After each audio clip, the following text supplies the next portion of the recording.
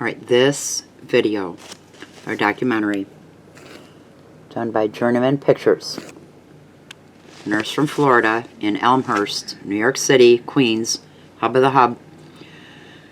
This, she single-handedly explains, sheds light on so much what's going on, but there are many doctors, nurses, medical examiners, respiratory therapists who've spoken out. The protocols, the vent protocols kill. The denying people in New York, Cuomo did an order to deny.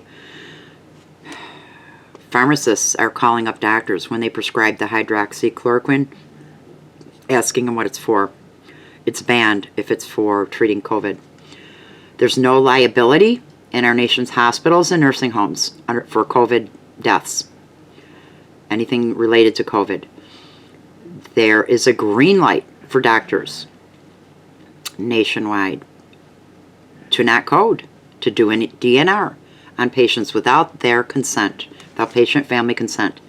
In New York City, in this hospital, they're being strapped and sedated to the beds. If they come in with anything non-COVID, any problem with respiration, they tell them you need to get on the vent or you're probably not going to make it. Once they sedate them, they put them in a coma, paralyze them, put them on the vent. That's it. $29,000 per vent. This is so treacherous. This needs to be shared. This is just one aspect of this pandemic, New World Order, global takedown that keeps giving. But this is New York City gave enough numbers for all of the nation. There are people that come in and they really do need help. Not to the extent of a vent, but they need help. But these other people, like this person who wasn't COVID multiple times, you know, and a lot of them are on either Medicaid or Medicare. Yep. They're poor. They're from, you know, a lower class. We're at a public hospital. They need the funding. So take them. They take them. And they tell them pretty much that if they don't get on a vent, then they're probably not going to survive.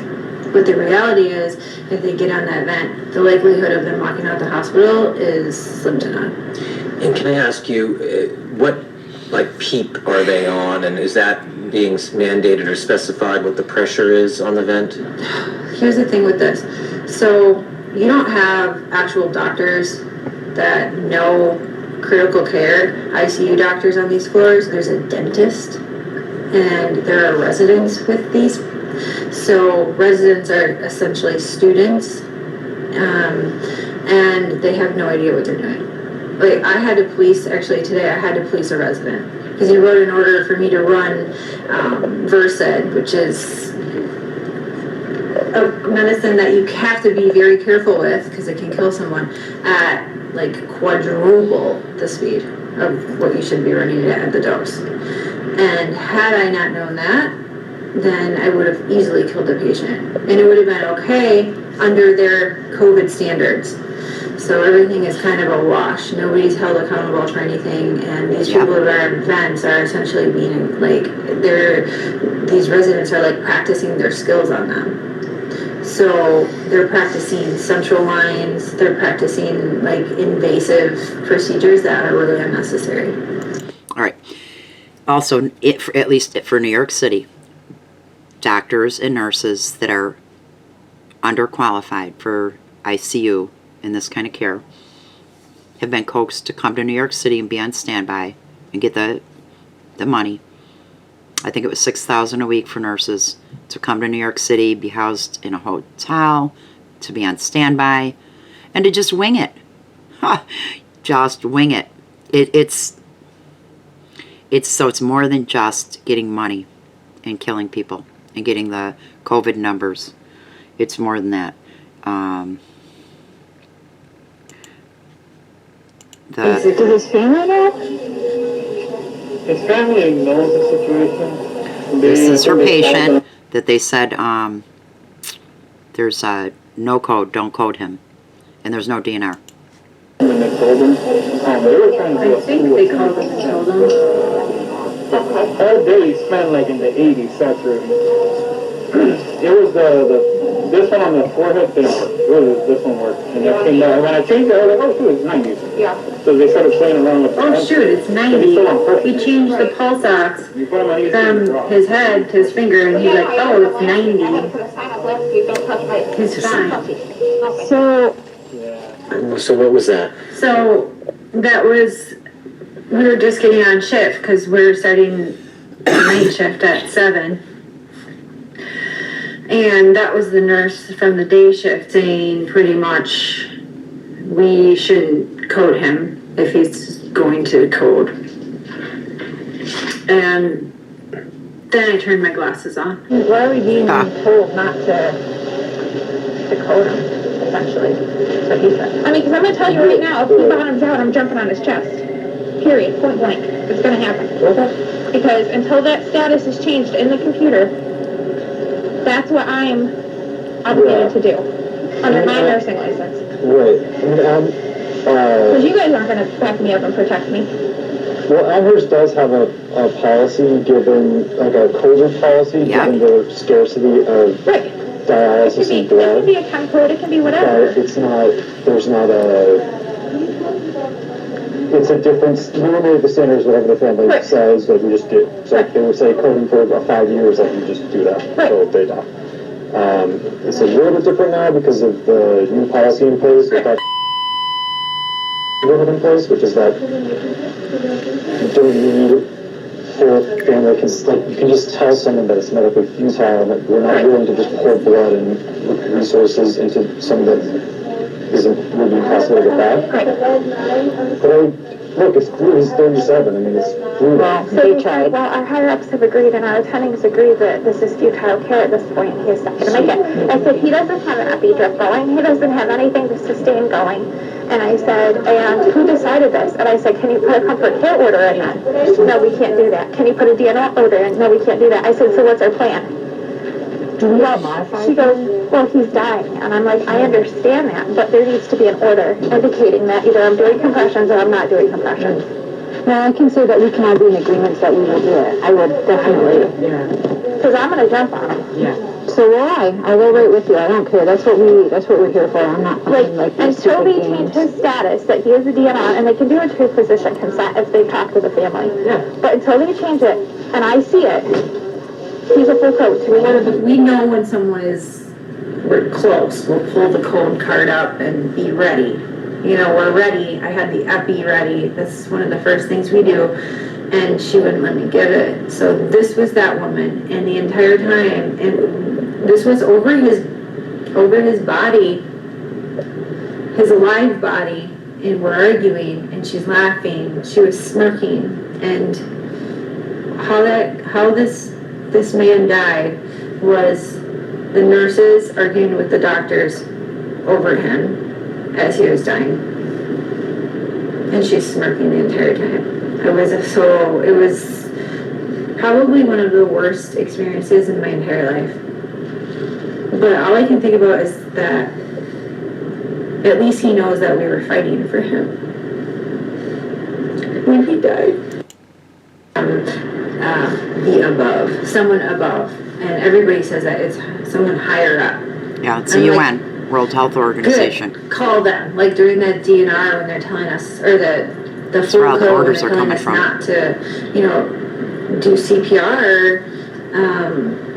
I'm like, all right, call your higher ups then. Let's Barbara talk Bricks about it. gave the green light, 'Cause they're all or scared. Burks. Everybody's scared. And everybody's scared to stick up for themselves. And I've called a lot of doctors unethical to their face. And they deserve it. I am a nurse. I'm an advocate for my patients. And to The flip side of it, but I totally agree. But with no, you. no, no. I mean, not Just knowing wait. that there's a DNR. you were laughing and you thought it was funny. You were like smirking. You're being really rude to all of us. And I thought that was really. Not in that instance. I'm not being rude in that. It was really, yeah, you are. It was very disrespectful. And I don't think that you're going to be a very good doctor. Okay. Thank you. You're welcome. But I hope you learned something from this. Was this the dentist, or or these are residents you're talking to? This one was a fellow. She was a CCU fellow. Cardiac. She's a cardiac fellow. What killed him? Did the vent kill him? Yeah. Oh yes. They're so sedated. He had probably 8 or 9 drips. It's all sedation. It's all sedation and paralytics.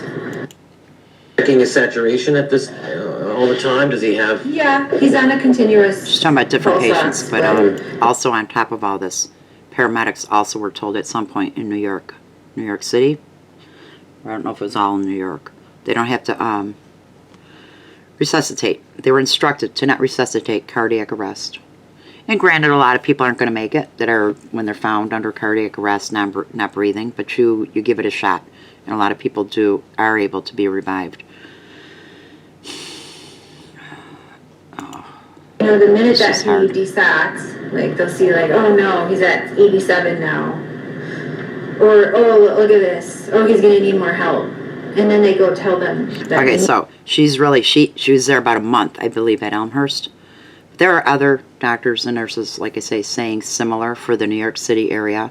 But you really gotta, this needs to be seen, shared, and the reason they got doctors and dentists to go along with not treating non-COVID during this epidemic is because they were scared into anything. We don't know how it spreads. It might be aerosolized, like tiny little, not droplets, not in droplets. It can fall to the ground soon after somebody coughs or sneezes or whatever.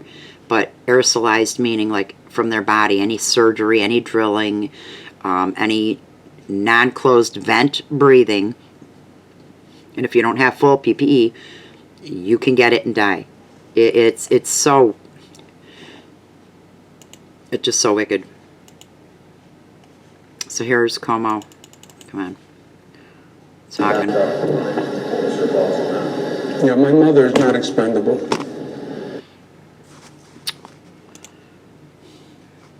As he sent known COVID sick people to nursing homes. We don't put elderly at risk to boost the economy.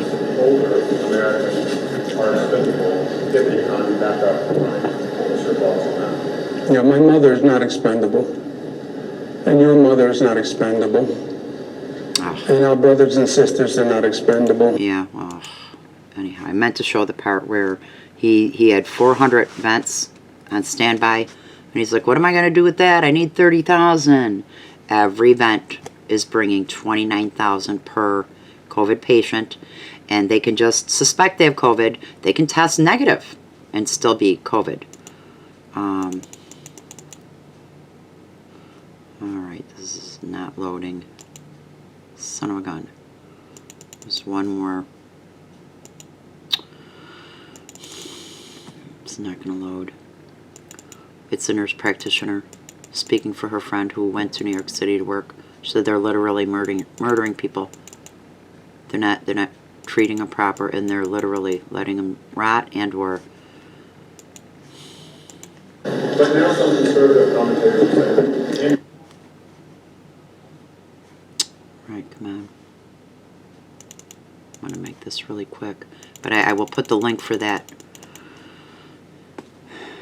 documentary. It really needs to be shared. People need to share it with their news. People, anybody in New York, every news outlet in New York needs to see that.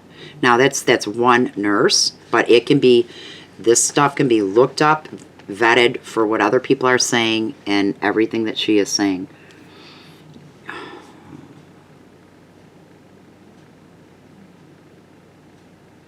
It's like something out of a horror movie.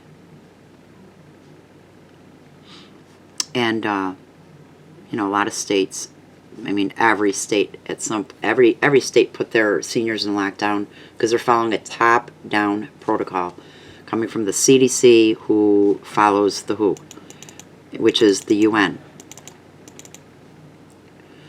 And the head of the WHO, Tedros, is a war criminal who's not a doctor, and he did genocide on his fellow Ethiopians.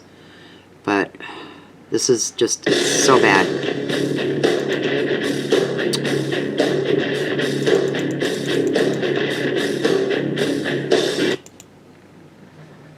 Oh, so much for being quick. All right.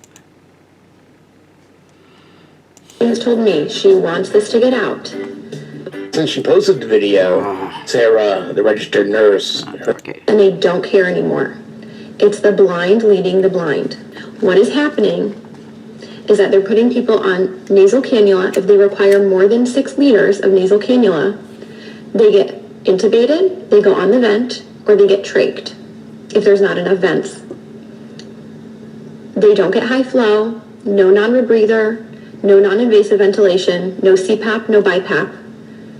They're on a closed system, the ventilator. Yeah, for safety versus of nurses and doctors. CPAP or BiPAP for fear that it will spread the virus. This is non-invasive ventilation here, CPAP or BiPAP. This is a mask that gets strapped on you and we can help you breathe with that. We're not allowed to use those, okay? We're finally opening up to where we can use them a little bit, but for the most part, since COVID came out, they said absolutely not. That's going to cause the virus to spread all over the place by spraying aerosols everywhere, and so we can't use it. You have to let the patient crash and go straight to a ventilator, okay? That's murder. Traditionally, that's not the way we would treat a patient. We also have aerosolized medications, bronchodilators. We're not allowed to use those either. So everything that we would traditionally do, we're not allowed to do. Every patient that comes in, no matter